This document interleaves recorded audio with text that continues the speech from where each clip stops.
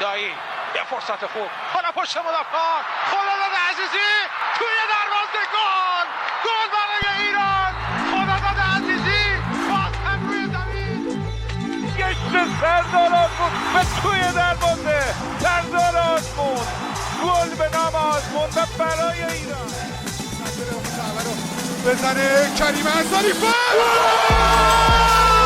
گل توی دروازه کریم انصاری دروازه پرتغال باز شد علی دایی صاحب توپ توی دروازه گل اشتباه حرکت از کوچان نژاد فرصت برای کوچان نژاد توی دروازه گل برای ایران.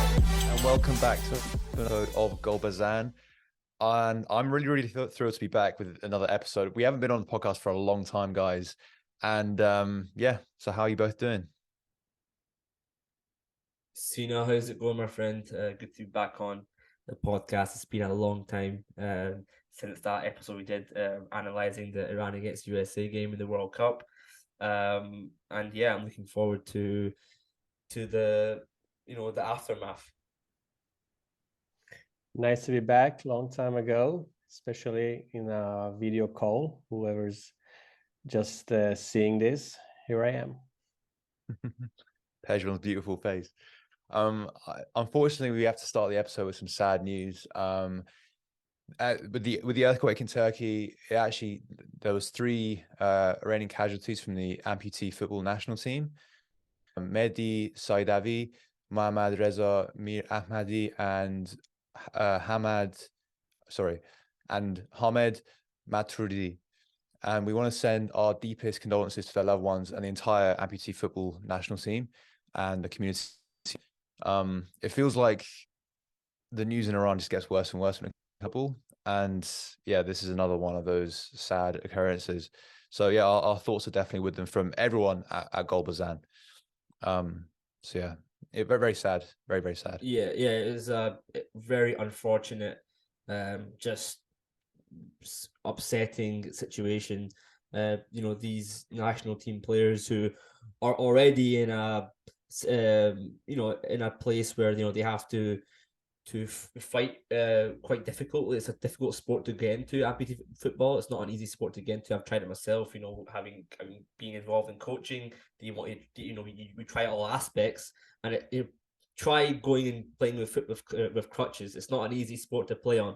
But then having to go to a country to compete, and then the chances of them then being in an earthquake on that day, it's so unfortunate. And it was a really upsetting moment to see that. I'm sure for the whole of the amputee football community in Iran, and hopefully things going forward, this never happens again. I also want to highlight quickly for people listening, Samson did an episode with Shima Allahyar and she did a series called Pink Card, which was like a 4-part series on the struggles that Iranian women face getting into the world of football. And it was a very, very good interview that Samson did. So I highly recommend that you guys check it out. We haven't done an episode for a long time. That was one I wanted to highlight. I personally haven't been on the podcast for a long time. I think I was on the podcast was actually before the World Cup.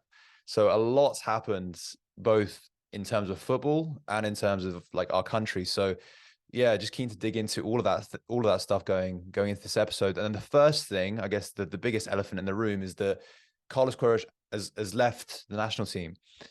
He's gone to the Qatari national team. So what do you guys kind of make of that? Like, why did he leave?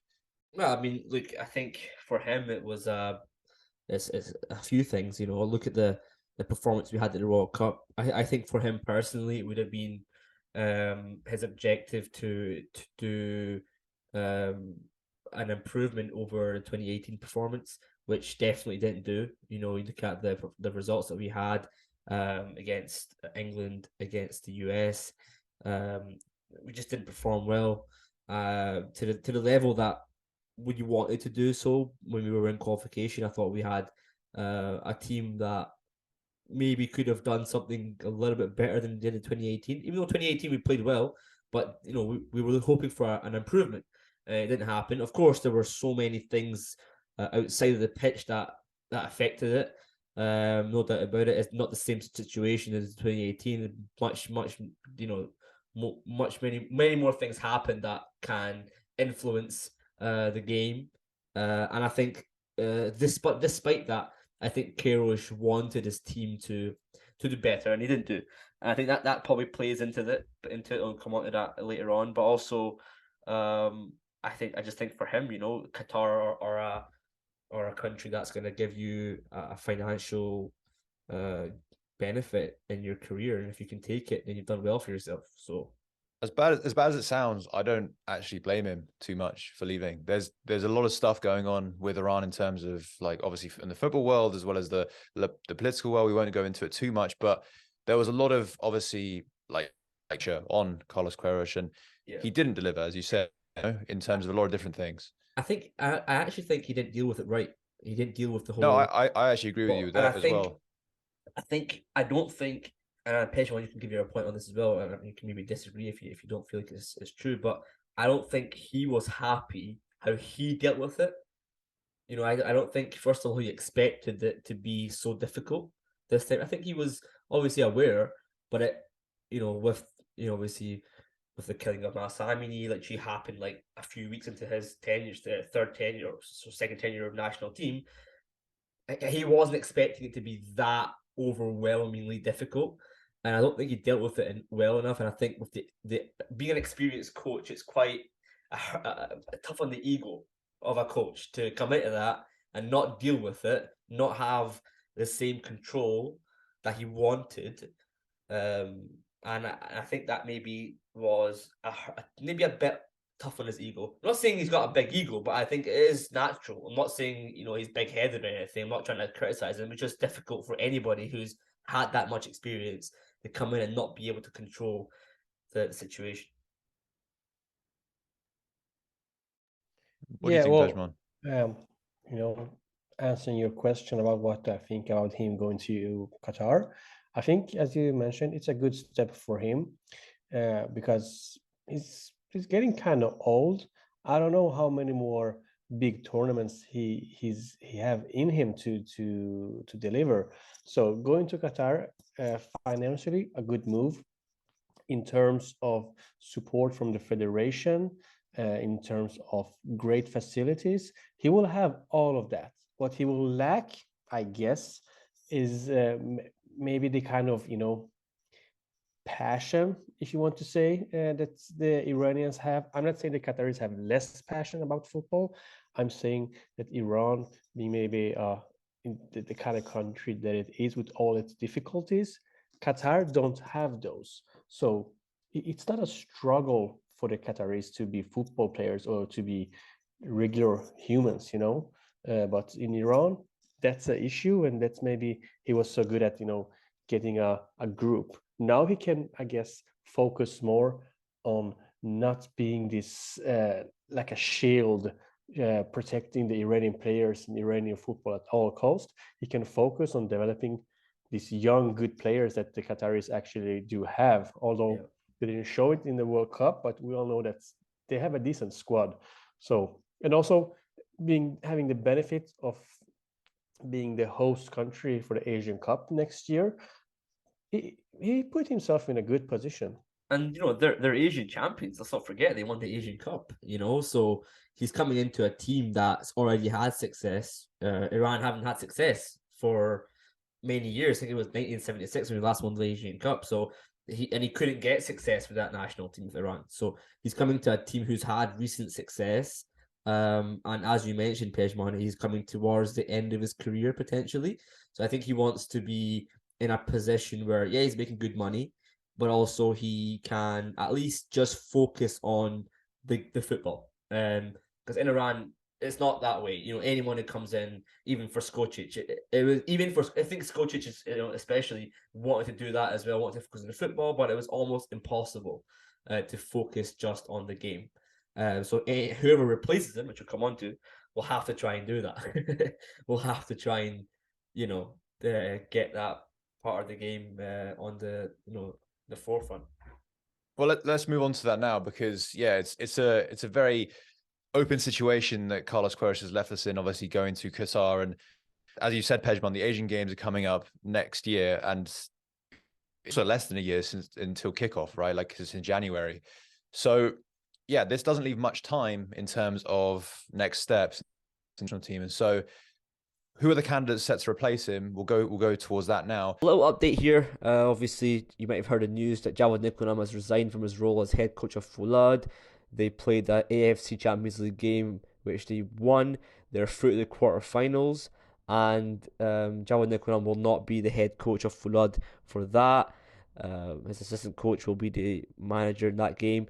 However, this may now open the path for Jawad Nikolam to become the head coach of Iran more than before. So obviously we recorded this episode before that match. Now that he's resigned, which is a bit of a shock, we think he could, but we are not certain that he is a candidate. So just bear in mind for the rest of the podcast that he now may be more of a candidate than he was before. Thank you. We'll go on to the other candidates. Jose Moraes, who's the Erfan coach, Paco Jimenez, the current Tractor coach, Amir Ghalanoui, the current Gohar coach. So out of those candidates, which one is the obvious choice for you guys? But you can also add Gol Mohammadi as well from Persepolis potentially. But I think he's least likely. I think the more likely one, I think Ghalanoui probably has the better chance of getting it, just because I just feel like the federation is heading towards potentially getting a short-term option. And I don't think they can really, at this point in time, afford a foreign coach, unless, as you mentioned, it's one of these domestic-based ones. Moraes being a very experienced coach. I've obviously had having experience coaching with Jose Mourinho, with Chelsea. He's done. He's got a lot of experience. Done well for Sepan as well this season. He's top of the league. But I don't know if he's a guy who can coach a national team. Maybe I don't know. Paco Jimenez, he's coming into Tractor, he's done all right. I just don't know if he's ready for the national team. So I think Ghalanoui probably is the more likely. Is that who I want to coach the national team? Probably not. He's done it before and wasn't particularly successful. And he's not really doing that well for Gol Gohar this season either, to be honest with you. So no, I mean, Jawad Nikolam, I think was the candidate that Queiroz actually wanted to be the head coach of the national. I mean, obviously he was trying to make him his assistant for quite a long time. It didn't happen, but I think that's who he wanted to be his replacement when he did leave. But I think Jawad's kind of ruled himself out for now. So I don't know, Pezhman, what do you think? Yeah, Pezhman, actually, an extension to Arya's question. And he just said the obvious choice from his point of view. I thought Jawad Nikolam obviously made sense, but more from the standpoint that I feel like right now an Iranian coach makes a lot of sense in terms of everything the country's going. Carlos Queiroz, I think a big reason why perhaps he handled the situation poorly is because he might not have understood the situation to its fullest extent. That's why I thought Jawad Nikolam and other Iranian coaches might be the better choice. So I'm just throwing that one out there in terms of for you to answer that question. I do agree with you that we need somebody that in a short time can understand the Iranian football, and having someone from outside of Iran, even in the Middle East, he wouldn't have time to adapt and understand the Iranian football culture. And it's sad to say, because being a football coach in Iran or a national team, it means you have so much more responsibilities than just coaching and taking out the best squad and the best players. Hence, having a coach, a domestic coach, if it's Iranian or a foreign that is in Iran, like the guys you mentioned, that's probably the only options we have. And from that list, you said, Ghalanoui is probably the best choice, in my opinion. And let me tell you why. Because I mean, we were talking about Gol Gohar. It's a team that, to be honest, nobody even knows. They've done quite good in the league. They had a couple of setbacks in the last couple of weeks, but they're not a team that people talk about fighting for championship or gold or anything. Still, he always had a great record in Iran, so he knows Iranian football or the Iranian league very well. The issue might be that Iran's national team squad today is no longer the Iranian league. It's not so Iranian league based anymore.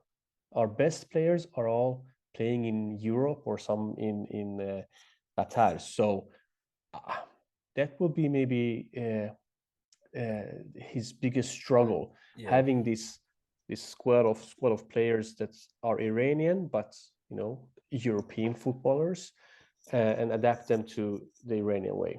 I don't believe a guy like Jose Morais can do anything for national team.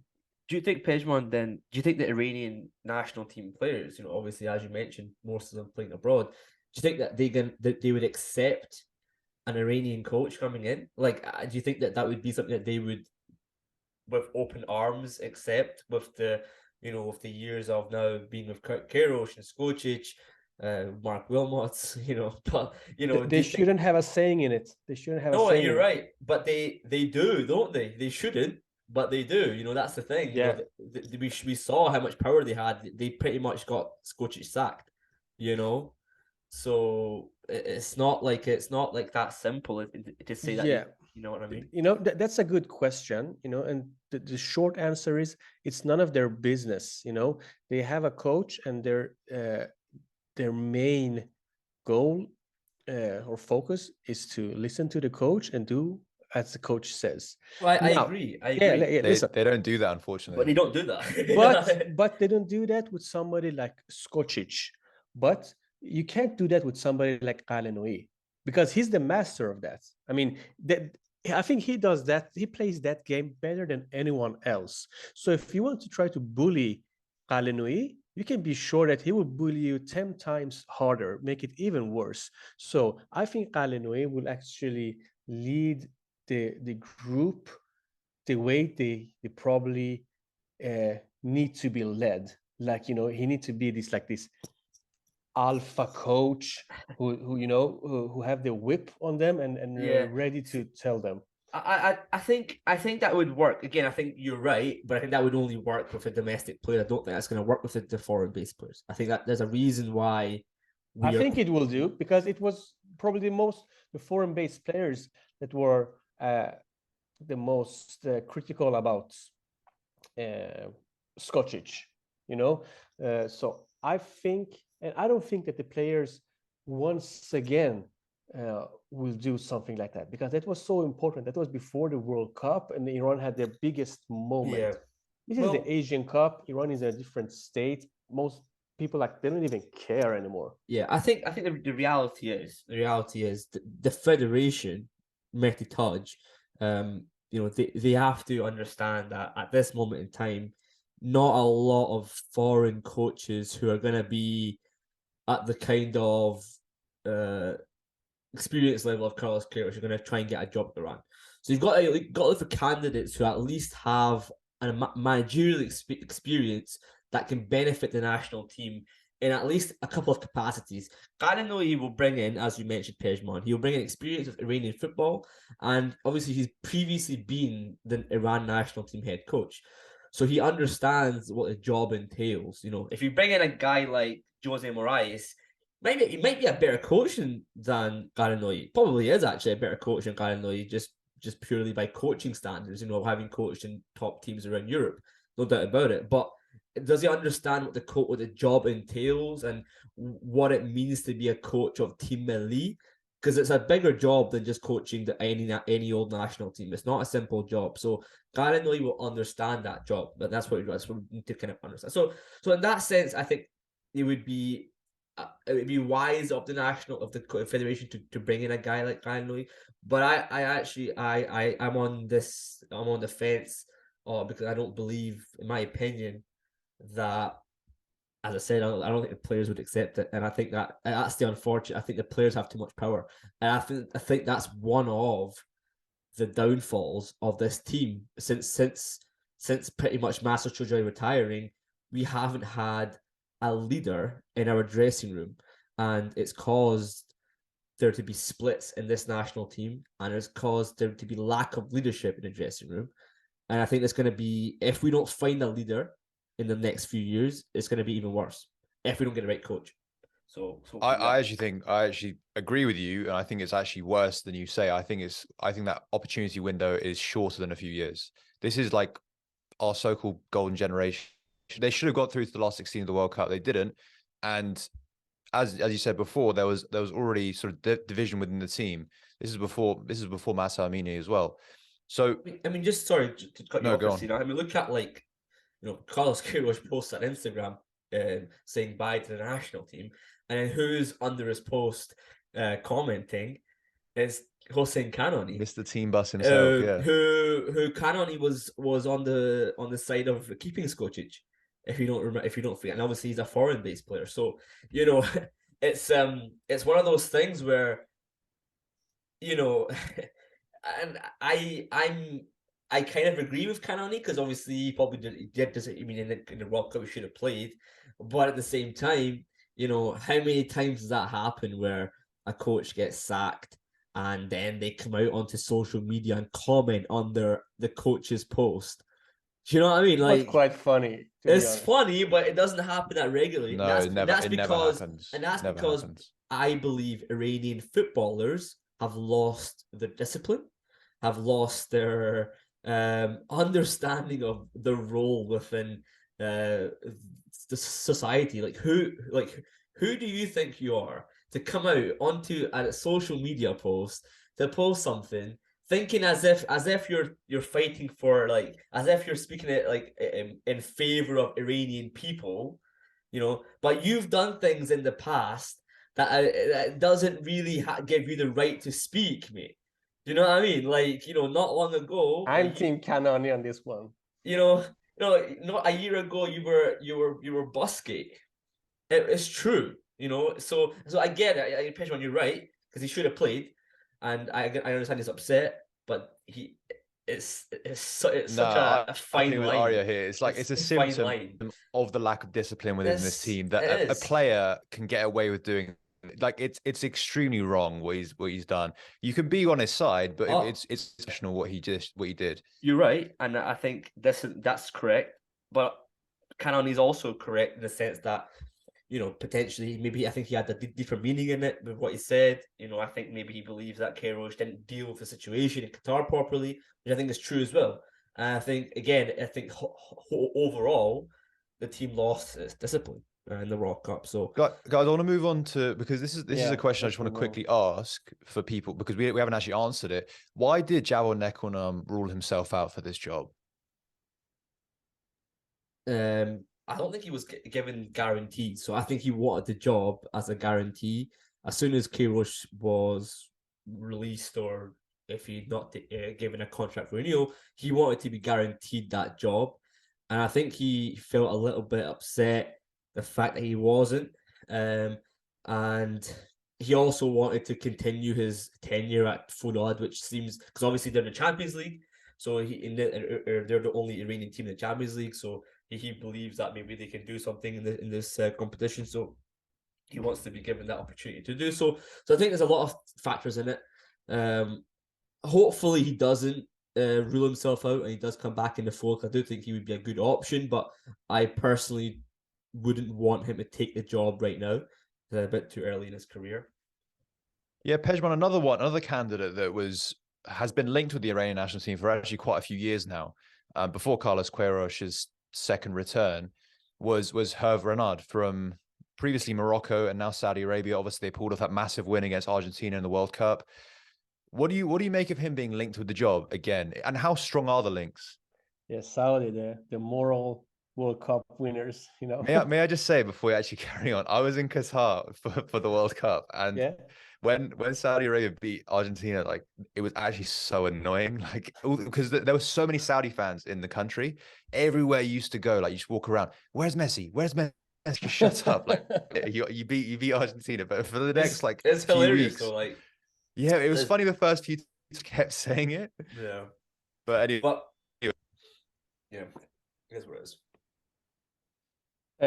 Yeah. So the question about Renard, I mean, it shouldn't be a question because he's on the contract with Saudi Arabia, and he will probably lead them to a probably successful Asian Cup in 2024.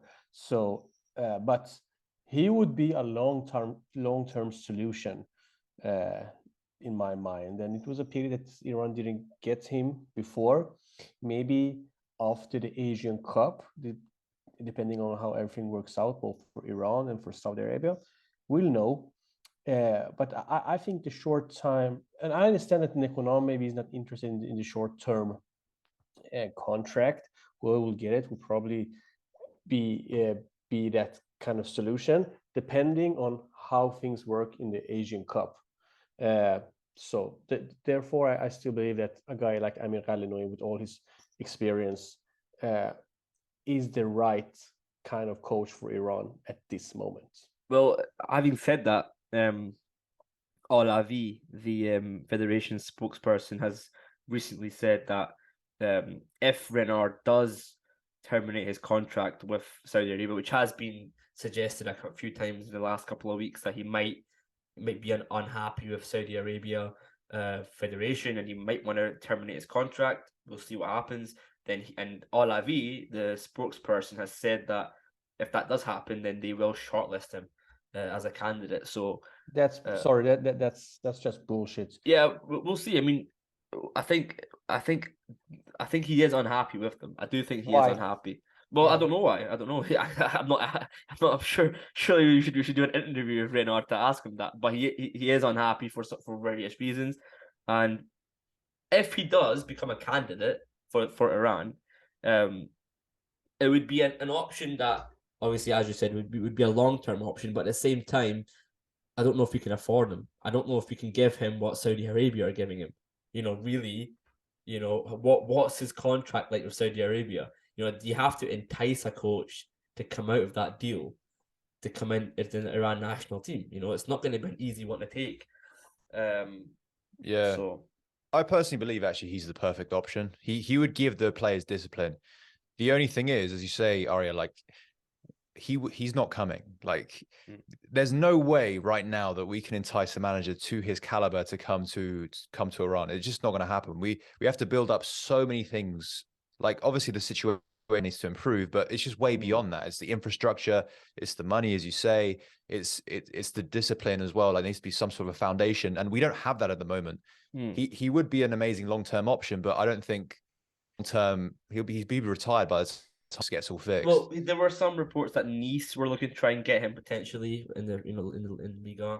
So I think that would be a much more likely destination for him than coming to coach Iran national team. But we'll see what happens. Yeah. Before we move on to the Legionnaires, are there any other sort of foreign international managers that are worth considering? I mean, obviously, the Halil Hodzic, who's the other Sina's favorite. He's an option. I don't know if he's still with somebody right now. How old is he now? I think he's 70 years old.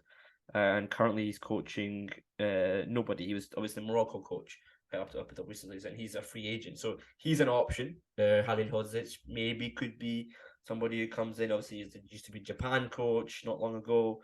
Algeria, obviously in 2014 World Cup. But Hector Cooper, another one that's in his late years. I don't know if anyone watched the Ronaldo documentary that was on DAZN.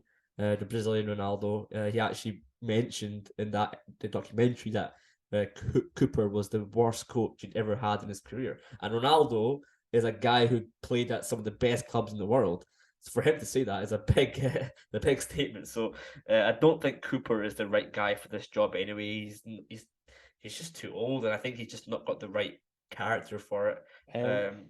Ghalenoui has a better resume than him, almost. Of course, no, I mean, obviously he doesn't. Yeah, but what have you done the last 5-6 years? If you look at Cooper, Hector Cooper, yeah, it's like in Uzbekistan, right? Syria.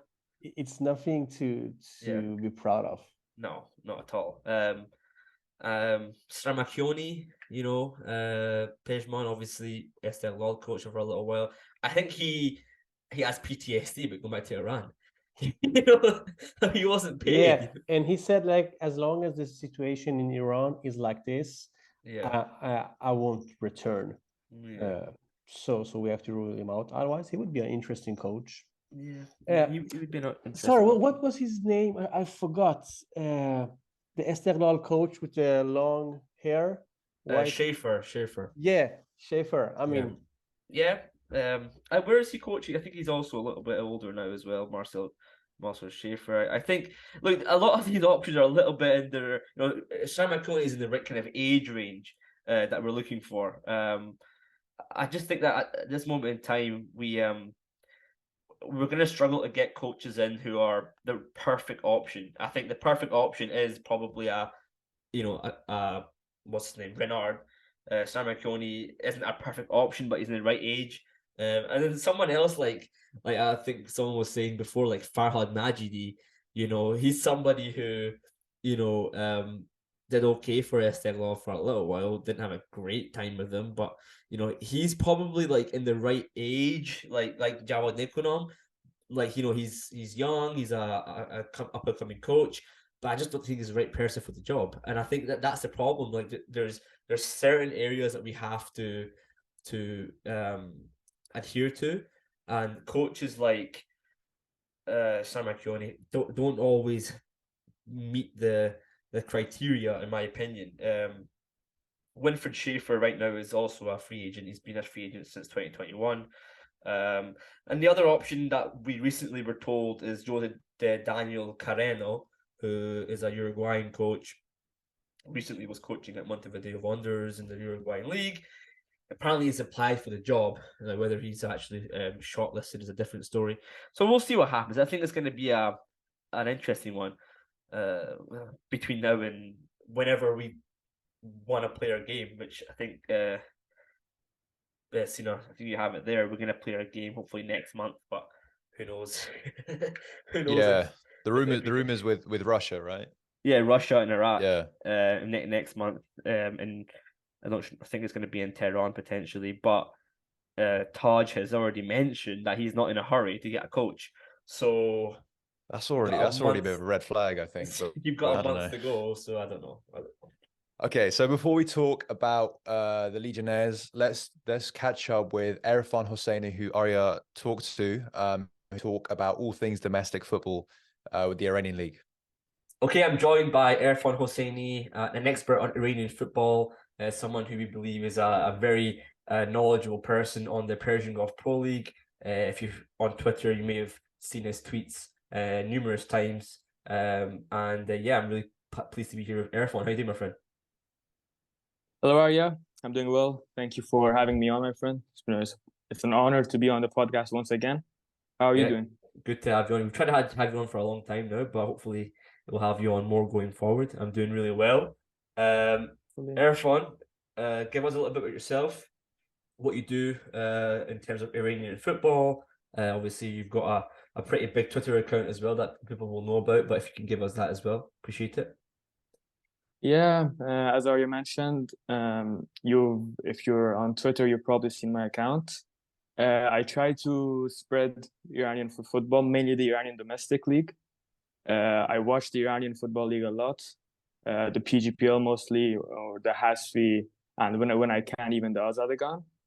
And that's basically what I do. You can find me on Twitter at ERI1806. Good stuff. Really appreciate that. Erfan, obviously, PGPL, we've gone 20 games now into it. Give us a little recap about the current standings in the PGPL. Yeah, in the Persian Pro League right now, we have the big three teams, you could say, on top. It's very close up top with Sepahan leading with 42 points. And then Esteghlal and Persepolis, both with 39 points, but Persepolis with the higher goal difference in second. And then after that, we got Golgorhar, Tractor, Aluminium, Mess, and Fulad, who are our only team in the AFC Champions League, are actually ninth. So it's very interesting. And then in the bottom two teams are Naft Masjid Suleiman and Sanat Naft. and that can give you a good understanding on how the league is going so far. Obviously, as you mentioned, the top four there, Sepahan, Perspor, Istiklal, Gol. I think those, and obviously Traktor is always in that discussion as well. Who do you think has performed specifically really well this season, especially after the World Cup? Because we know that there was a big shift in the league. Who's been performing the best out of these 5 teams? For me, it has to be Sepahan and Traktor. And Traktor, especially after Korban Burdiev had left the club during winter, and Traktor made an amazing appointment, in my opinion, Paco Gemes. He has basically coached in La Liga the likes of Rayo Vallecano, Zarzoga, and he's been doing very well with Traktor. They weren't doing too well before he came in, and he's made them, I'd say, even favorites for maybe an Asian Champions League spot. I think he's been doing really well with them. Yeah, can you give us a little bit about Traktor? Traktor are 5th in the league, so obviously not doing the best when it comes to current standings. But as you mentioned, they're in great form. They've won quite a lot of games recently, especially this month. They've not had a defeat yet. They've had a lot of games where there've been a lot of red cards in it, quite feisty games. How do you think that Traktor are going to do coming towards the end of the season? And do you think a guy like, as you mentioned, Paco Gemes, who's coached in top teams in the past, do you think that he can be a candidate for the national team? Traktor, they've been playing very offensively. Unlike before Paco Gemes came in, they were a bit more of a defensive side. Paco has shifted Reza Asadi, who was previously known for being a midfielder, into the number 9 position, and he's actually, I think, the 2nd top scorer in the league right now with 6 goals. So he's been doing really well with him. And if Paco Gemes can be a candidate for Team Melli, I think if we can't, let's say, pull someone good or someone very experienced that we're sure can get good results, I think that Paco is a good candidate for Team Melli, because he already has experience in Iran. He knows a lot of the clubs, I think he could be a good candidate for Team Melli. Yeah, I think, we'll see how it goes. Obviously, we'll speak about it on the podcast as well. Sepahan played against Zenit in Isfahan quite recently. Sepahan are doing, pretty well as well in the league. Obviously they're at the top of the league, and they've been, very, very consistent this season. Them beating Zenit 2-0. Do you think that puts them in a comfortable position to win the league this season? And obviously Jose Moraes, obviously former Chelsea assistant under Jose Mourinho. How has he been getting on this season? First of all, the friendly, I think it won't really have any effect on the league. Sepahan and Zenit both started the game with 2nd-string teams, and I feel like Zenit underestimated Sepahan a bit. From the beginning, even Sepahan was kind of dominating, you could say, Zenit. They had the better chances. They got an early goal in Ali Ghorbani, and then that very, very good strike from Mohamed Danishgar. The second half was more of the main teams. You could see more familiar names, and Payam Niyazman, let's say, and some other Sepahan players. It was a good win, but I don't really think it will affect their position in the league, because they're already in very, very top form. I believe they have 5 wins out of their last 5. And Moraes, another fantastic appointment by Sepahan. I was shocked to see him come into the PGPL earlier this season. I didn't really expect it. And I think Jose Moraes, I think he's slightly better than Paco Gemes. And I think if we can get him, we should get him. He's a very good manager. Yeah, I think he's somebody who's got the accolades in terms of the experience, having been at top clubs, obviously coached under Jose Mourinho. I think he has enough pure coaching experience to be able to lead the national team, but it's obviously the question of, does he have what it takes to coach a national team. It's much different than coaching a club team. So it was similar to Skocic, you know. So we'll see what happens. Another guy who is a big character, joined the Iranian league. Obviously, another Portuguese guy is Ricardo Sapinto, who's obviously Istiklal coach. He's a crazy character. He's an interesting character, somebody who's able to go AWOL, and someone who's done it a lot this season. You're an Istiklal fan. What do you make of him this season? How do you think Istiklal is going to be doing towards the end of the season? Now, Istiklal this season, or Sapinto's Istiklal, you can divide it into two parts. First of all, it's before 2023, and the next one is after 2023. So the first half and the second half of the season. Now, during the first half, I agree with your comments. He was an a-hole. He acted how he wasn't supposed to. He even attacked the referee once, I believe. It was not a good thing to see. See, I didn't call him an a-hole. I said he went a-wall. I didn't call him an a-hole. But continue. My God. Continue. Okay, and after the second half of the season started, he's actually won. We won all our games so far in the second half of the season. We've been in good form, and his attitude, let's say, has been much better. He controls himself now, you could say.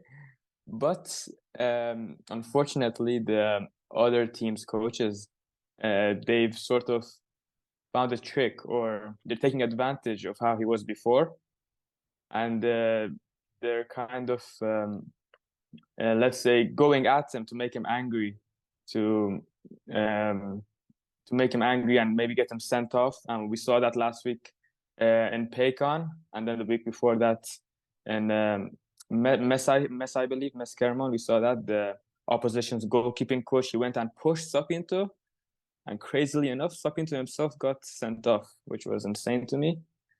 And yeah, I think Sapinto is a good coach, a very good coach. We've seen it with Istiklal in the last few weeks, and I think his attitude has been improving.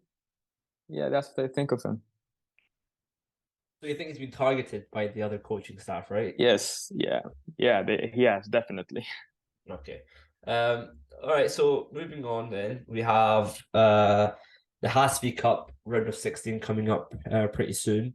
Give us the teams that are playing and what you think is going to happen. Yeah, the Hasfi Cup round of 16 actually kicked off today. Darya Babel, they played against Pars Jam. They won on penalties. And then tomorrow we have Istiklal versus Malavan. In Tehran, we have Golgohar versus Fulad, a very good game. Navad Urmia, which are the only team from the third division still in the competition, they will play Peykan. Havadar, they'll play Mesraf Sanjan. And then after tomorrow, we have Sepahan versus Persepolis, which is one of the best game of this round, you could say. It's a very, very good game. First and second in the league, obviously.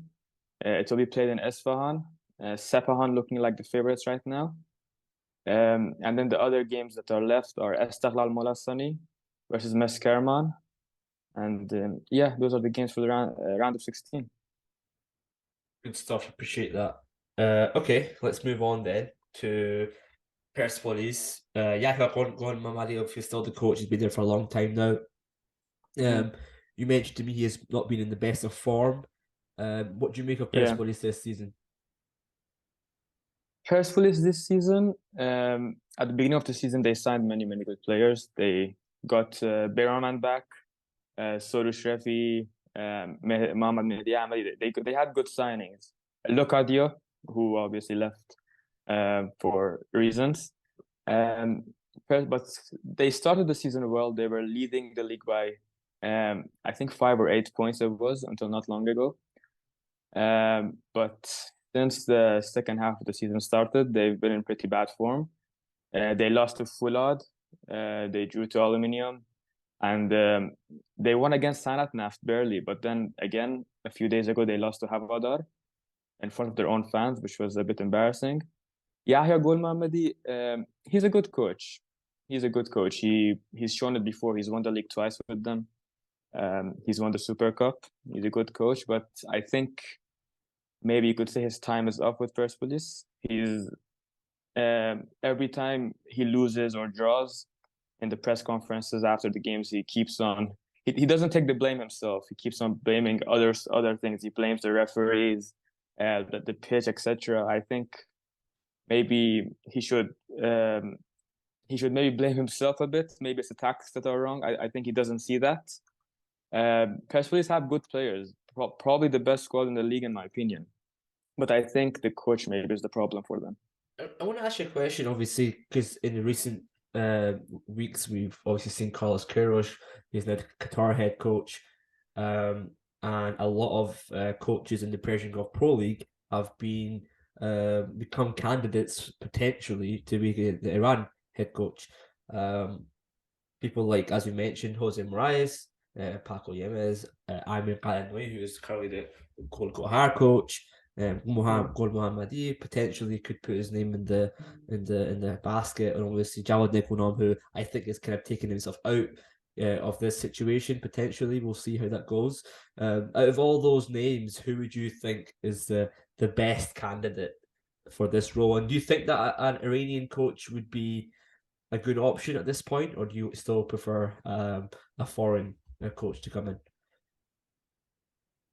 To be honest, my preferred coach is actually one of those names you mentioned. It's Amir Kalanoui. I would actually take him over Moraes and Hemez. And the main reason is just the familiarity he has with Iranian football. I mean, he's been there for so long, and he does well everywhere he goes. Even at Golgohar, which was when he joined, there was a candidate for relegation. But then consistently, they've been finishing top 4 or 5 in the Iranian league over the past few years, and right now even they're fourth. The way the players respect him, the things he brings to the club, or even the national team he was the coach of before. I think he was a bit unlucky in his first stint. I would definitely want him there as on a second stint. So yeah, I prefer him over everyone else. All right, thanks for that. All right, so let's move on to 1 second. This again. All right, let's move on. So obviously, the players this season, who have you been most impressed by? And statistically, who has been the best players in the league? Well, yeah, the players I've been most impressed by, firstly from Sepahan, their left and right backs have been playing very, very good this year, both Ramin Rezai and Omid Nurafkan.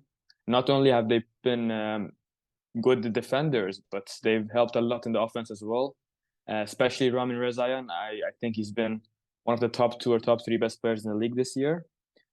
Do you think that Niazman? Do you think that on Rezaian? Yeah. Do you think Rezaian's kind of the confidence that Queiroz showed in him in the World Cup? Do you think that kind of helped his career a little bit? Definitely, yeah, it did. Completely different Ramin from before and after the World Cup. After that, Payam Niazman, obviously he was brought in on loan from Portimonense at the beginning of the season. Improved their goalkeeping situation a lot. He's been doing very well. From Persepolis, another goalkeeper, Beyran Vand. Except maybe the last 1 or 2 games, he's been doing very, very well. I think he's been the highest rated player in the league so far. Another player I'd like to mention from Persepolis is Omri. He's come into the lineup not too long ago, and he's been doing everything for them. He's been scoring, assisting, and he's just a really good player to have. He's very young as well. Yeah, I've heard good things about him. Do you think he's got a chance to come to the national team at any point in the near future? Honestly, I fancy him to be called up for the Asian Cup if he continues what he's doing right now. I think he will probably get a chance in the next few international camps. Hopefully he does, at least, depending on who's the coach. Even though as an Esteghlal fan, it kind of hurts me to say this, but I think he's the best youngster in the league right now. And then also I'd like to mention Arash Rezavand. You guys probably have not heard his name too much. He's an attacking midfielder who plays in Esteghlal, and he's been doing very well for them after his injury. Before his injury as well, he did pretty decent. And he's gotten, I think, 3 or 4 assists in his last 3 games as well. He's doing pretty well. And also Qaidi, who's on good form right now, 3 goals in his last 3 games. One player that's kind of stuck out a little bit to me, just looking at the stats here, is Arya Rostami, who plays for Mes Kerman, who are quite low. They're 14th. You know, they're bottom 3 in the table, but their player is a top goal scorer in the league, Arya Rostami. You know, why is that the case? Why is it that the Iranian league as a whole has this imbalance of players who are maybe playing in the lower teams are always quite high up in the stats when it comes to goal scorers and assists? You know, why is that the case? Yeah, Arya Rostami, he's a winger. He joined Mes Kerman this year when they were promoted. He has, I think, 7 goals in the league this season. He's been doing very well for them. If I'm not mistaken, he played for Zobahan last year. He didn't do too well for them, but this year he's doing very well. And I think the reason why you said that, the thing you said is true, is because the imbalance, as you said, is because that in our league, there are times where one player can change everything. And that's the case for Mes Kerman. Their team hasn't been doing too well. They've been struggling a lot in defense and midfield. But on their offense, when you have a player like Arya Rostami, as you mentioned, he's one of the top scorers, but then that really doesn't help the team when you're struggling in other areas like the defense. And that's why Mes have struggled this season. All right, let's come up to some of the foreigners that have joined the PGPL. Who have you been most impressed by since the summer transfer window? And what have you made of it so far? We've got a lot of foreigners in the league this year, which is a good thing to see. I think it does improve our league, the quality of our league. One player I'd like to mention, I think he's been the best player in the league this season for me, is Ricardo Alves. Even though he hasn't scored any goals, but he's had an astonishing 12 assists, which is very, very good. He plays for Tractor. He's Portuguese. I think he's 29 years old, and he's been doing very well for them. Another one from Tractor is former, I think, Iraq international, Safa Hadi. Obviously friends with Azmoun, you probably heard of him. He's been playing very well for Tractor, especially after Khemes came in. He's been starting every game. He's been very, very good in that defensive midfielder position. Then the 2 Esteghlal foreigners, Yamga and Silva. Silva was signed last January. He's been playing very well since then. A tank in defense, you could say even. And Kevin Yamga, even though last year he played as a winger or a striker, this year he's been shifted more into a right back. And he's been doing well for them and for Esteghlal. And then another player is Giorgio Gavellesiani for Persepolis. He not only helps in defense, but he's a very good both penalty taker and he has good heading. He got 2 goals against Esteghlal in the derby. And another player who just came to Sepahan is Diego Catatao. He started the game versus Zenit.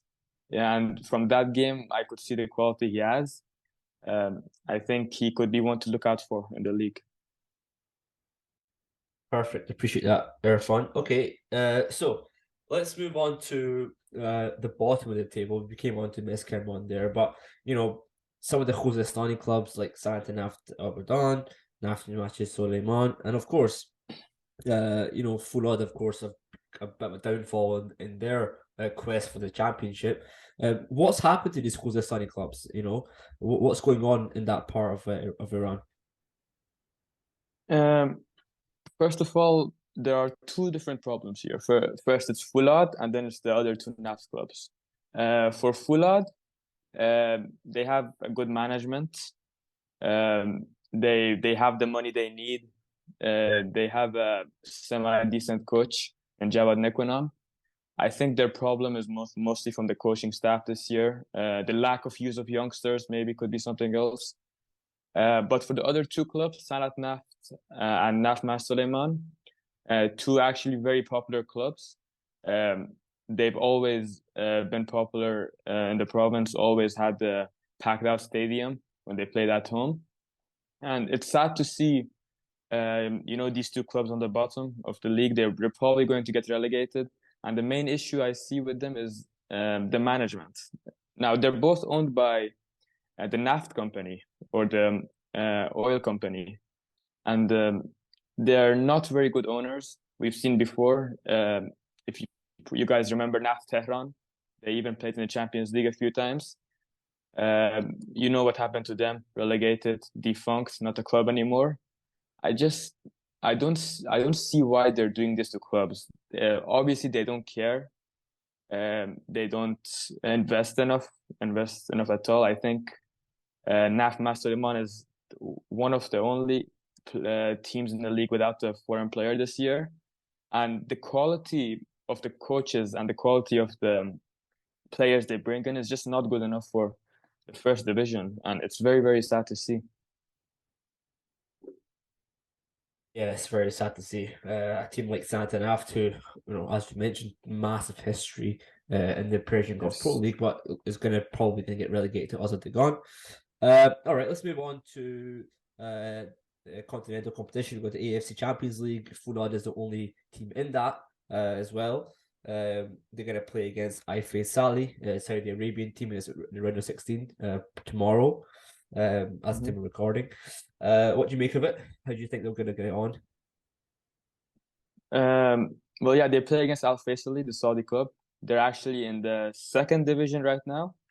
They're in this competition via the cup. They were champions of the cup. And they topped their group. And it wasn't even an easy group to top. They had the likes of Al Sadd and other clubs. So they're not an easy team. But they've changed a lot since the group stages were played almost 10 months ago. They've lost a lot of their good foreign players. Although they did bring in Wally Semedo. He's a Cape Verdean footballer. I've heard good things about him not too long ago. Speaking of changes, Fulad have also undergone a lot of changes since then. They've lost all of their foreign players. Not lost, I'd say parted ways with them. Shemba, their former captain, he left for Mesraf Sanjan. And then Potosí and Koulibaly, who were with the club till this winter, they've also left, or were rather kicked out, I would say. But for some other foreigners, you could say more experienced foreigners, but I don't think they will help the club too much. We've seen Roberto Torres. He's a good player. He scored that very good goal against Persepolis. You got Sugita also. He played for Tractor before. I think he's injured right now. I'm not sure on that. But Fulad, comparing them to the team they were 10 months ago in the group stages, very, very different.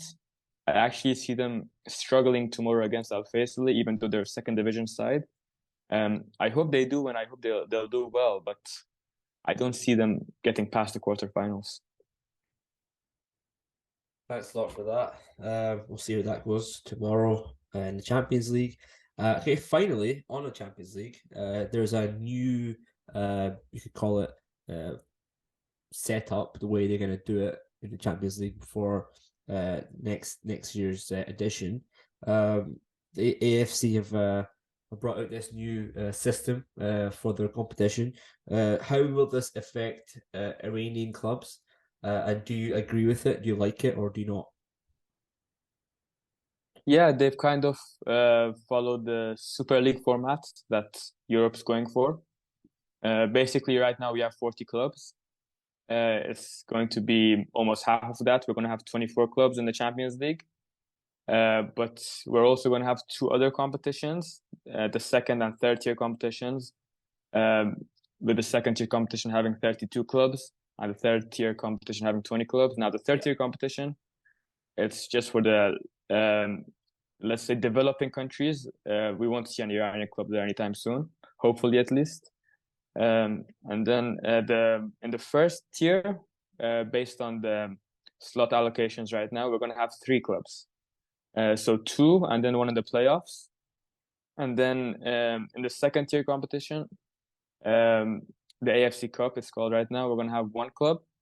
And personally, I think this is very good for Asian football. How it's going to work is there's going to be 2 groups of 12, and West and East, obviously.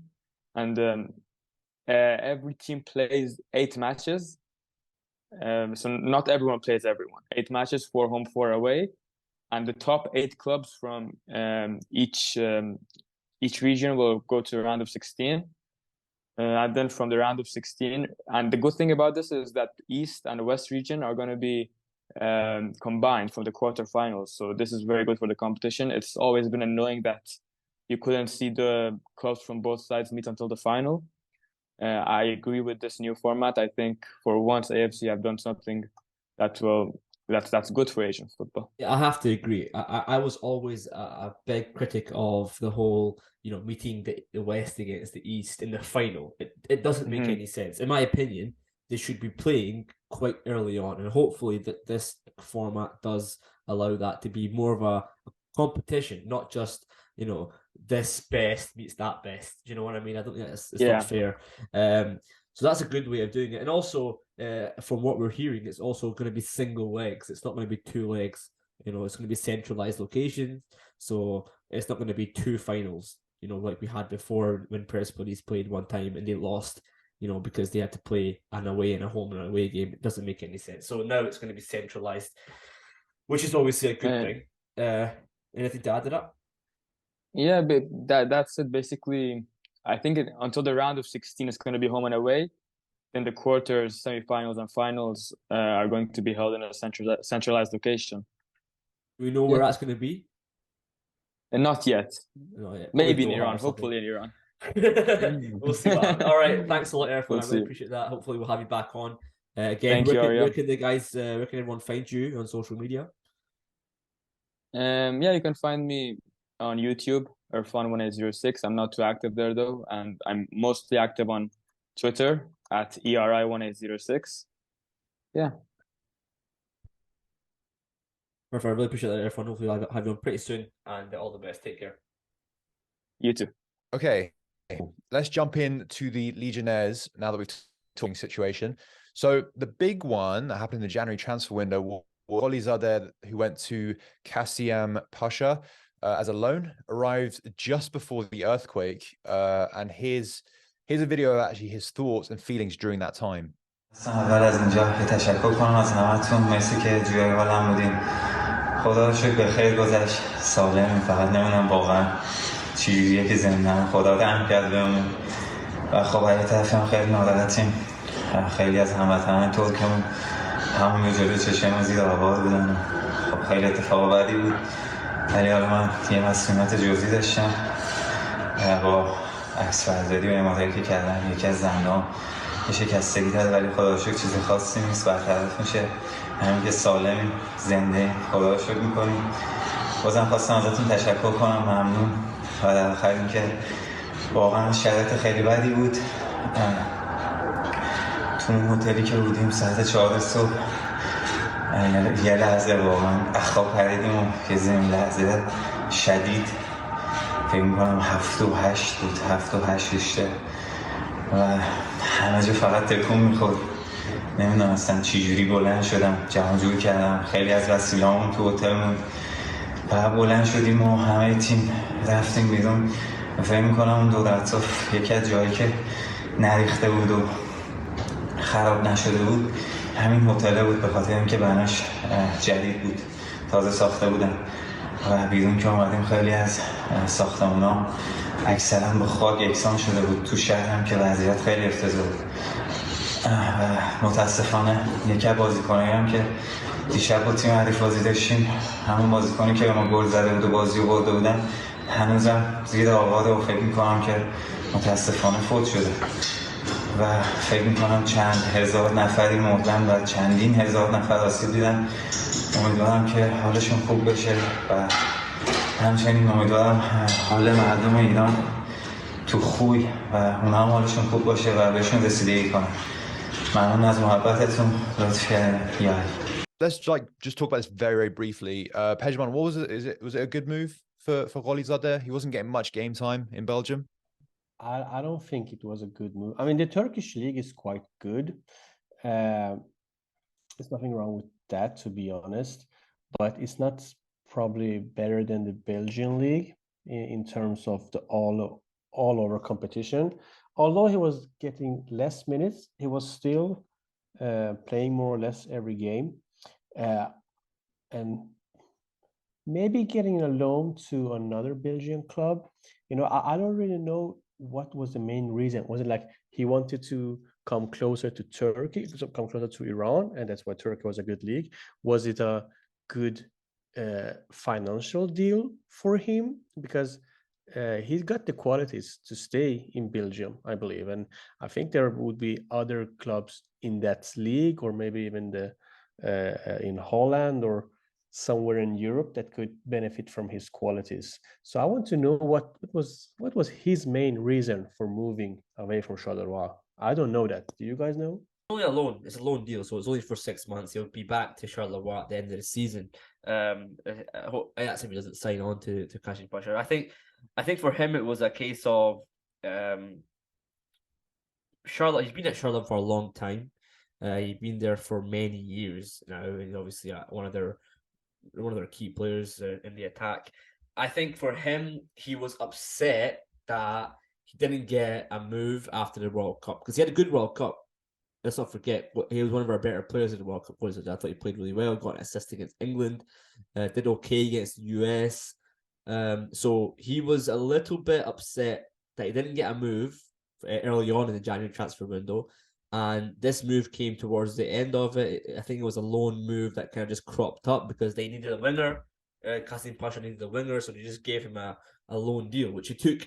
And I think he wanted a new adventure for 6 months. So that's probably the reason why. But I think, is it the right thing to do? No, I don't think it's the right thing to do either, Pezhman, because I think looking at it, he signed a 4 to 5 year extension a couple of years ago with Charleroi. The club had told him that, you know, the extension is only for to make your move in the summer financial, because he was going to leave on a free transfer if he didn't extend his contract. He was told, he even told us in an interview when we interviewed him, that he was only signing the contract so that the club would make some money. And it didn't happen. They kind of scammed him, if you look at it in that sense, because they made a promise basically to him: sign the contract and we make some money from your transfer, you can leave, no problem. Didn't happen. Didn't happen. And it's like he was stuck at the club for 2 more years. It's like, you know, he kind of wasted his time there. So I think that's why he wants to go out for 6 months. Yeah, Makes a lot of sense. And you're right, Arya. Like, he was one of the standout in the tournament, I would say, especially with like seeing him live. A lot of people, I think non-Iranians, were very surprised because they've never heard of him. But he did stand out, I would say. I want to move on to Alireza Jahanbakhsh, who is in amazing form at the moment. It's really putting a smile on my face, to be honest, because he's a player that's gone up and down so many times, and he's going through one of these peaks, and hopefully he can sustain it. So he's got 4 goals since the restart, including a brace against PSV Eindhoven. They were 2-0 down, and he got 2 goals off the bench to equalize. Huge result. So yeah, Pezhman, what do you think of his form lately? And do you think he can kind of sustain that, or do you think classic Alireza could go back down? It was prime Alireza. It was that same Alireza that won. When was it, like 3 years ago? Most goals for. I think it's more than 3 years ago. Damn, we're getting old. Yeah, he's also getting older. So. Yeah. I'm just glad that he's getting minutes and he's playing well. And you guys remember when he was at his best in the national team when Skocic was at charge. I don't know why, because was he okay during that time in his club? Yeah, but he wasn't that good in his club with the same way he was in the national team. I guess he could get some more freedom in the national team. He scored a couple of important goals for us in the World Cup qualifiers. So I think it's a confidence thing. We all know that he's very like professionally mannered, and I'm sure a lot of other Iranian players wouldn't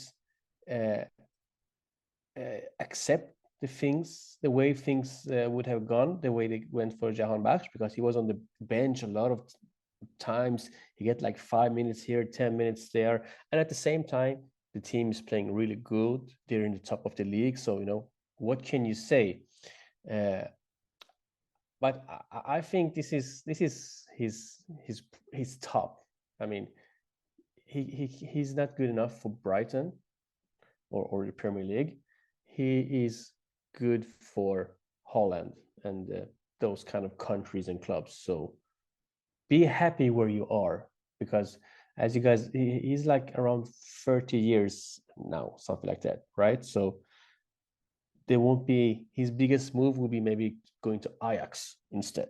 So that's the same as Feyenoord in terms of trying to get the gold.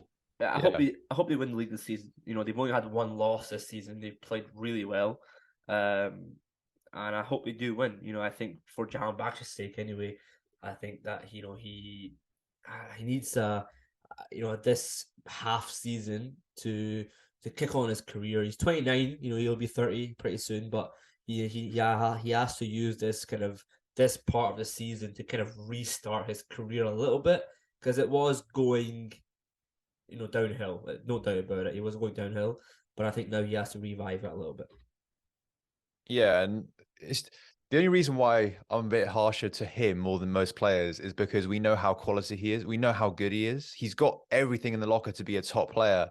That's why, if Alireza, you are listening, that's the reason why I'm more harsh on you than other players. Look at the goals he scored. I mean, some of the goals he scored like these last few weeks, absolutely unbelievable. Yeah. Like, some brilliant goals. And, we know he has it. He's always had this great technical ability. Just needs to do it on a more consistent basis. And I think once he does do it, it's great. So let's move on to another one that has got a lot of talent, but potentially not really showing it, is Saeid Ezatolahi in Denmark. So what's the latest there, Arya? Well, Saeid's contract with Vejle Boldklub in Denmark expires this time next year, 2024. So he's still tied to that club.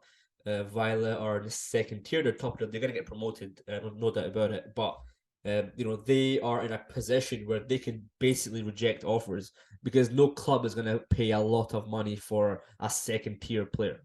So and Vejle know that in the summer when they get promoted, his price will go up. So they're absolutely in the right to reject offers until the summer. And wait to sell him off for a higher price potentially in the summer. So I think that's what they're going to do. So he'll stay for 6 more months, maybe even leaving a free transfer next year. It's a shame, because Saeid's career has always been one of those careers where it's like, what if, because he didn't have a great World Cup, but he showed some things in qualification where we thought maybe he's going to get a move. Never managed to really get it. He went to Al Gharafa last year. I just feel really kind of disappointed in his path, to be honest with you.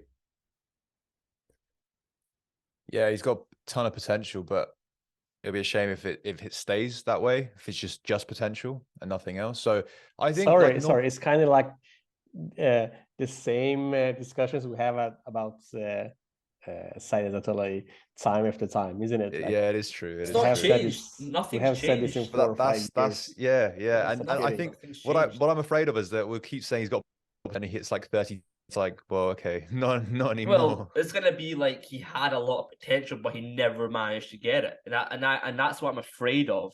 I hope at least when he hits 28, 29, he has a bit of a revival in his career. He goes to a decent league, and we see him performing pretty okay. I don't want it to be still at Vejle, next year. I don't want that. That would be horrible for his career, you know. So, okay, on to Allahyar Sayyadmanesh, who was playing pretty well for Hull until he got injured, and then he got injured again. yeah. Arya, I know you're pretty close with him, so what's with him? Well, we're recording this on Sunday 19th, so he's back training tomorrow, full training. I spoke to him today. He's back training full with the team.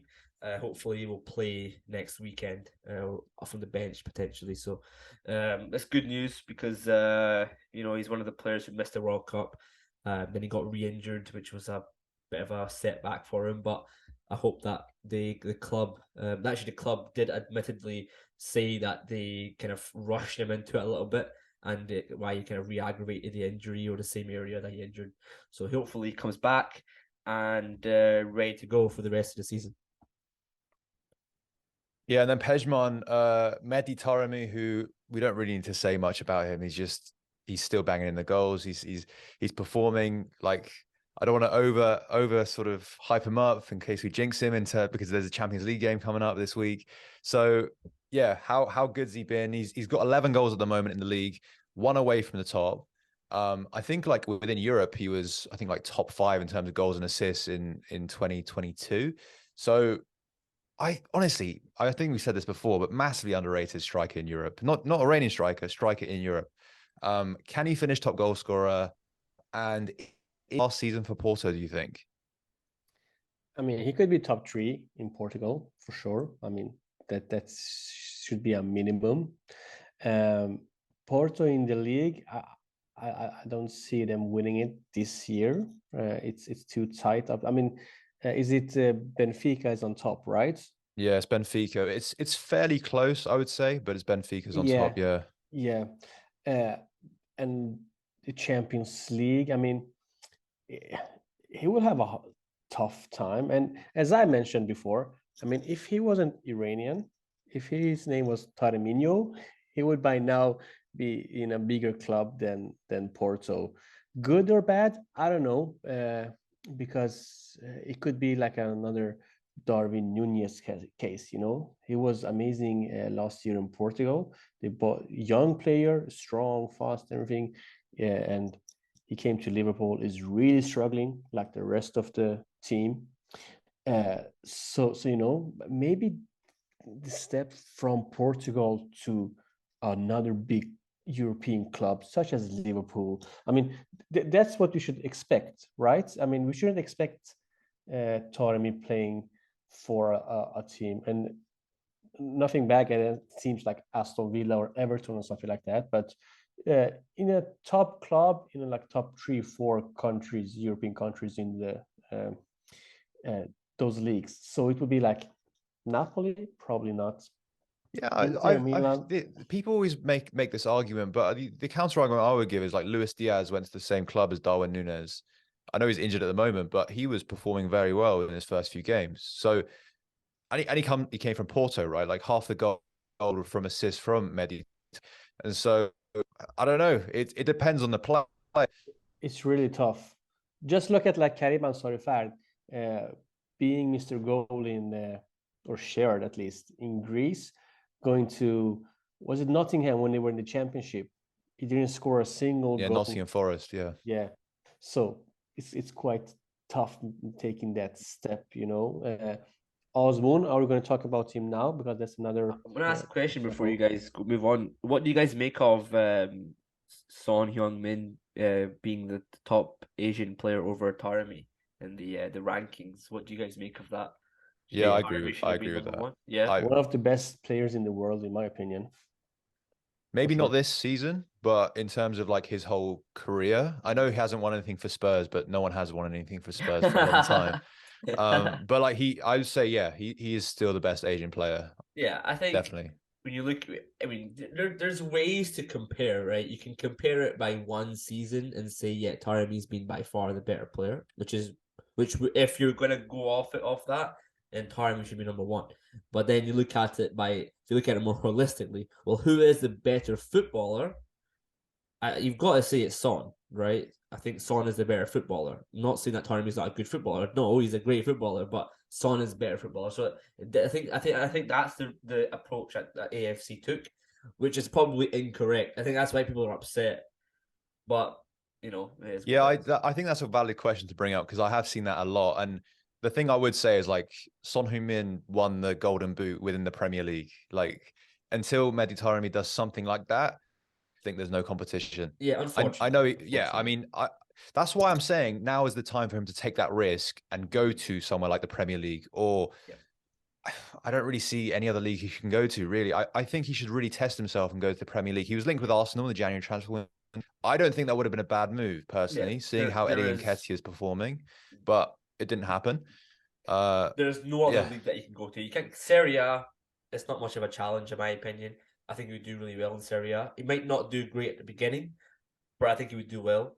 La Liga, no, I don't think there's much interest in that. He has to go to the Premier League, in my opinion. That's the only option. Yeah, okay. So the question is now, is this his last season for Porto? Has to be. Has to be. My opinion, has to be. He has to go. He's done everything in Portugal. Nothing left for him. There you go. Okay, cool. I mean, you brought up Azmoun, Pezhman. Should we talk about him very quickly? So he's playing actually right now as of recording. I think he hit a post last time I checked. So he's not getting much game time in Leverkusen, but recently he's coming on. So yeah, what's the situation there? I'll start with you, Pezhman.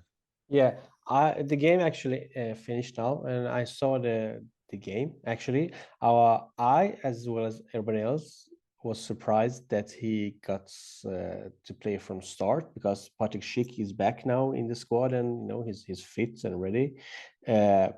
So to his performance in the game, it was really good for being a guy that haven't played so much recently.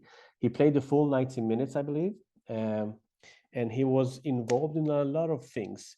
The penalty that Bayer Leverkusen got and missed was due to Sardar Azmoun. It was a bit harsh, to be honest. It was a 50-50 situation. Anyways, he got that penalty. He got, as you said, a shot on the crossbar.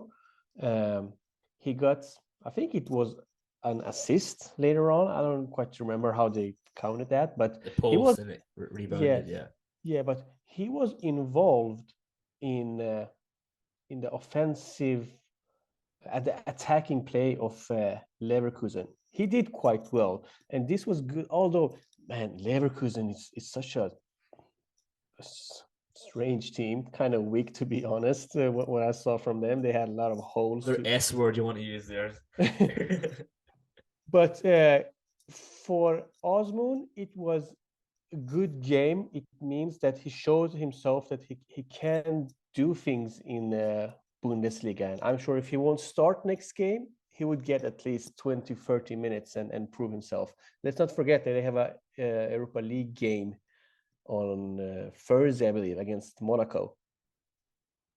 Arya, he was linked with Marseille in the January transfer window. Yeah. What do you make of that? Well, yeah, I mean, Fabrizio Romano brought it up towards the end of the window. It didn't go through. I don't think it was really gonna go through either. I don't think he was. I don't think Sardar Azmoun really wants to leave Leverkusen just now. I think he still believes he's got a chance to prove himself in the Bundesliga, which I think has always been a league that he should do well in.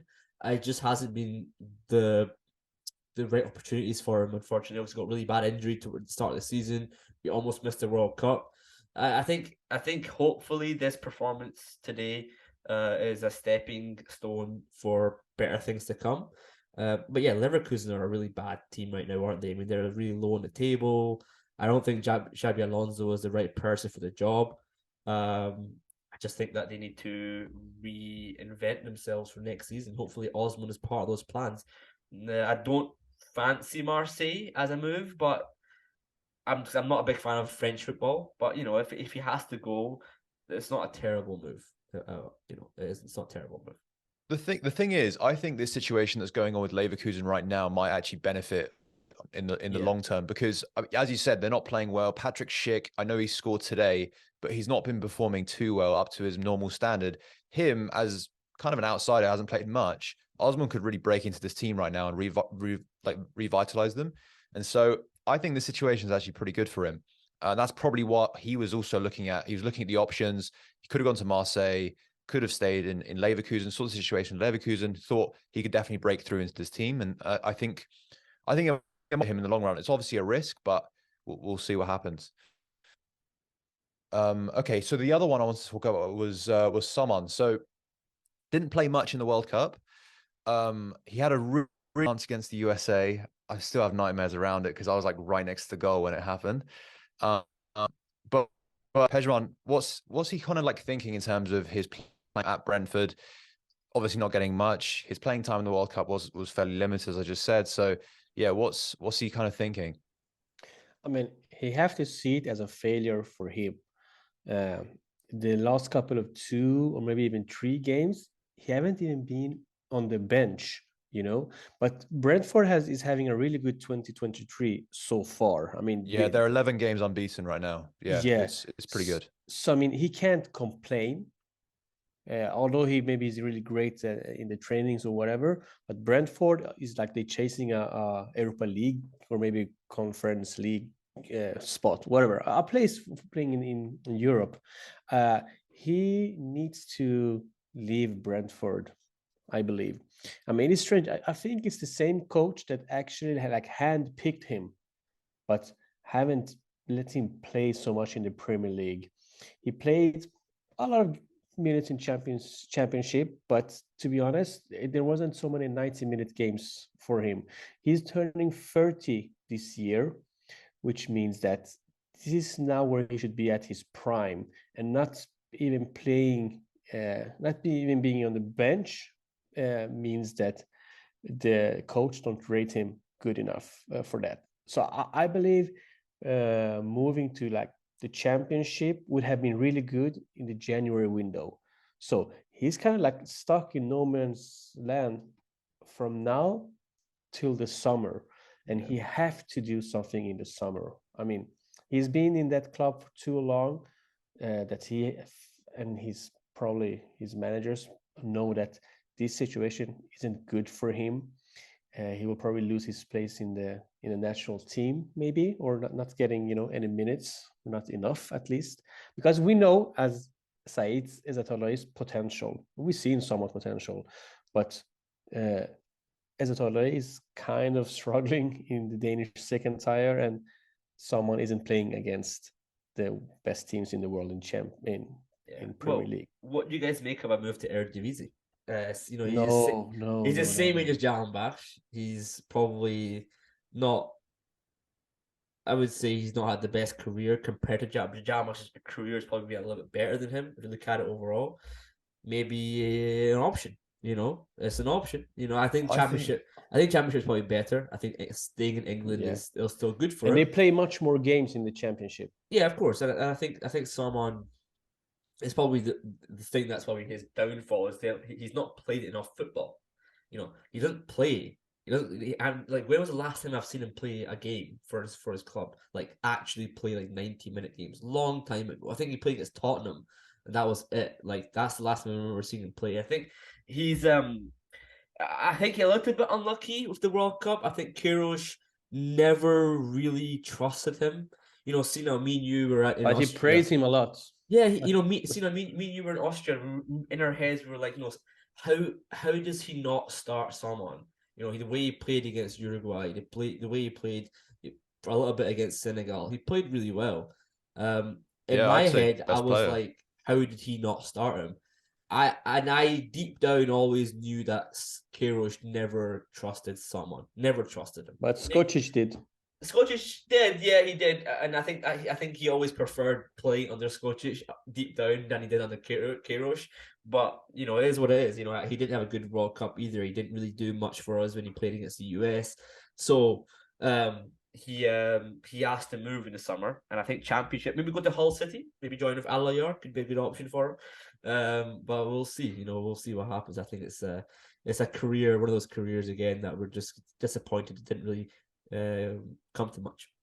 And by the way, his old club, Östersund in Sweden, I mean, if you want to see like how financial fair play doesn't work in Sweden, that's a really good club. And if you want to see how everything is handled in that club, it's a shit show. They went from being like one of the best teams in Sweden to like having a lot of shady business and money in the club, unfortunately. Yeah, a joke. That's not good enough. All right, cool. So we talked about the legionnaires we wanted to talk about, so that's good. The next thing I want to talk about, and we've touched on it briefly, is there's some rumored friendlies, not confirmed yet, in March. Is Iraq and Russia, according to Mehdi Taremi. And that probably depends on finding a coach. I don't know if we don't find a coach, I have no idea. Like, nothing's confirmed. Like, we can't tell you anything. But as soon as we do find out stuff, obviously follow us on Twitter. We'll update you guys. But yeah, as you mentioned, Arya, Taj isn't in a hurry to get a coach, which doesn't really make sense given that we need some friendlies in order to prepare for the Asian Games. But whatever, like, it is what it is. Did you want to make any like comments on that before we move on? No, I mean, we're just waiting to see what happens, man. Like, what can you say? It's good friendlies. I think Iraq and Russia, for what it is, they're not bad friendlies. It's going to be controversial for sure, but it's subject to getting a coach. Hopefully, it's not going to get done anytime soon, but hopefully it does. By the way, did you guys see that Iraq is getting VAR system? Yeah, and Iran's not even got cameras. I didn't know that. They're not even got HD cameras to like for the Zenit game against Sepahan. They were so unimpressed that they couldn't have HD cameras to host the game on TV. Yeah, the Russians were really really pissed, and they like everything, like all from the angles to how the cameras were set up, and they said that they could even hear some cows moving during the game. I don't know if that's true or not, but that's the state of Iranian football. And obviously that would probably impact the talks if a friendly is going to happen between the national teams. But we'll know. Like, Russia can't play any other team, right, apart from Iran and maybe North Korea or whatever. So yeah, it's they don't have much option. Also, it is the only actually good stadium in terms of facility, although it's old and it needs some renovation here and then. And I think they closed, as always, they closed some sections because they're not approved. But in terms of everything else, also this is quite good. Yeah. Only good stadium, kind of. I would fool up maybe. So let's move on to. There's been a report, again, extremely disgraceful from youth football in Iran. In a statement last month, Iran's sports ministry, Hamid Sajidi, ordered an investigation for reports of sexual abuse at a teenage boys' football school in Mashhad. The parents of 15 players from the club filed a complaint against the club and coaches for sexual assault on their children. These are the sort of things that you do hear around the world, unfortunately, and it's come to light in Iran at this time. And the journalist who reported this have since been banned from work for 6 months. The coach in question, however, I mean, that just seems like overkill. It seems extremely unfair. Yeah, so I think you cut out there, Sina. So yeah, the coach has been banned for 6 months from his job, right? Suspended. But the journalists who broke the news have also been suspended for 6 months, which makes zero sense. They've basically taken no sides or both sides, however you want to sort of interpret it. But yeah, they understand that. It doesn't make sense. Like, in this country, in the UK, there has been numerous like cases about sexual assault in sport, especially in youth football, and those have been dealt with serious consequences. For this, doesn't really crop up too much in Iran. I'm sure it happens a lot, but doesn't really get it doesn't get out in the public domain. For these journalists to report it and then for them to get suspended for it, this is probably never going to get brought up now, because they're going to be afraid of bringing it up. Like, it's just a mess, isn't it? It's just the state of Iran at the moment. They're just very afraid of journalists, full stop, right? So I think this is probably because of that more than anything. Yeah. But then the prosecutor has gone out and said, says, according to the investigations, no document, proof of physical assault by the coach at this football school has been presented to the judicial system, and nothing has been proven. But he didn't explain why the coach was suspended for 6 months. So he's saying that nothing happened, but he's still suspended the coach. So it's a bit crazy, isn't it? I don't know. Yeah, it doesn't really. You know what make I feel sense. sorry for? I feel sorry for the parents who feel like their voices can't be projected. Obviously, the kids who have had to go to a school, be subject to sexual assault, and be told that nothing happened. And then not only that, the coach does get suspended, but then they say that nothing happened, which is a bit ridiculous. But you know, it is what it is. You know, I wish we could have ended the podcast on a better note. The state that's yeah. When you guys all the information, that's the state of Iranian football since the World Cup. It's not hugely positive. The you can take from it is individual performances within Europe, because there has been definitely some, and of course, like Mehdi Taremi is playing in the Champions League on Wednesday. There's some Europa League games, as you said, Pezhman. So there's some individual performances that we could definitely highlight. But yeah, as it's on a whole probably negative, which is not great. But yeah, thank you so much, Pezhman, Arya, for joining me on the podcast. It was long overdue. Anything you guys want to say before wrapping up? No, let's keep this going now. Iran will have a couple of friendlies soon, so we'll be back for a preview game and post-game pods. Well, here's the thing. We're all supporters of the national team. We're not against the national team. You know, it's not that we're speaking out against them. We just want the best for this national team, and hopefully things get better. That's the only thing. You know, things need to get better because we have a year to go potentially to the Asian Cup, and we want to try and win that Asian Cup. You know, it's been too long, so we want things to get better so that we can become champions. That's it, simple as that. So let's see what happens, and I'm looking forward to next month, and I think we will have some more friendlies in June as well. So you know, we just need to be prepared for it. That's all. Yeah, I mean, as you said, we want the best for this national team. This is the best national team I've seen in terms of individual players in my lifetime. So yeah, we wish, Pezhman. Yeah, a final thing, maybe too late to talk about this now, but I had an idea, like, what if we don't go with Qalenoui? Whoever it's still the manager chat. I mean, who will go? Let's say it's Jose Moraes. I don't know.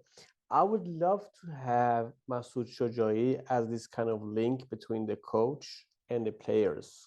Sweden had that with Marcus Albeck before, like a player's manager, call it whatever you want. Not really an assistant coach. Yeah, they had Ryan Giggs in Wales, but obviously, yeah, we don't. Well, I think you're right, Peter. I think as we were saying earlier, with Shojaei being captain, I think what this country's national team needs is leadership that links to the footballers in the best way. Because at the moment in time, there's a big gap between the federation and the footballers, and whatever's in between that, whether it's the coaches or it's the coaching staff, it's that link doesn't link between federation and players. It's like a big massive gap. It's a big ocean that doesn't come together. So something has to kind of link that properly. Yeah. So that's a good idea. Yeah, hopefully something like that is happening. I like that idea, and that's why Javod Nekonam still made sense to me, because he understands the players from their point of view. And I think having someone like Masoud Shojaei as well, like he's that figure, so having that link between them, I think is actually a good idea. But I don't think they'll go for it personally. These are all wonderful ideas in terms of implementation. I don't think they'll happen. Pezhman for IFF president. That's all. Yeah, that's another great idea. It just won't happen though. I would vote for you, but it just wouldn't happen, unfortunately, bro. Whose pockets should I?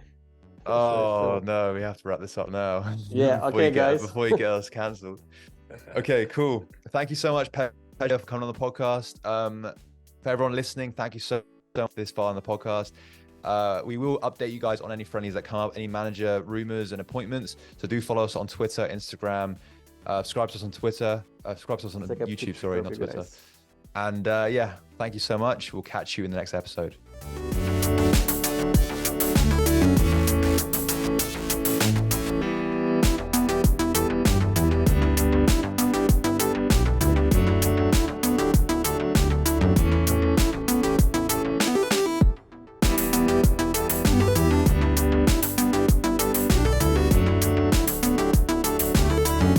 Hi, my name is Saman Ghoddos. I'm playing for the Iranian national team and Brentford Football Club, and you are listening to Gol Bezan Podcast.